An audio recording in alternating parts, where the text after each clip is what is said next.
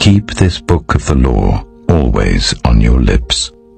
Meditate on it day and night, so that you may be careful to do everything written in it. Then you will be prosperous and successful. তোমার মুখ থেকে এই ব্যবস্থার বই প্রস্থান না করুক। এর মধ্যে যা কিছু লেখা আছে যত্নের সঙ্গে সেই সমস্ত অনুযায়ী কাজ করার মাধ্যমে তুমি দিন রাত তা গভীরভাবে ধ্যান করো, কারণ তা করলে তুমি বৃদ্ধি পাবে ও সফল হবে। স্বর্গীয় পিতা, আজকের এই বাক্যের জন্য তোমাকে ধন্যবাদ জানাই। আমি প্রভু যিশুর নামে তোমার কাছে আসি। প্রভু, তুমি আমাদের পবিত্র বাইবেল দিয়েছ যাতে আমরা তোমাকে আরও ভালোভাবে জানতে পারি।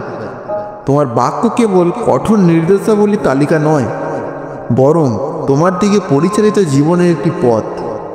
আমরা যত বেশি সময় বাইবেলে ব্যয় করব, ততই তোমার চরিত্র, প্রকৃতি এবং হৃদয়কে গভীরভাবে জানতে পারব।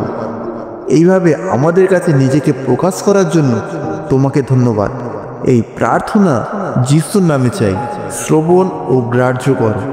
Amen, amen, amen.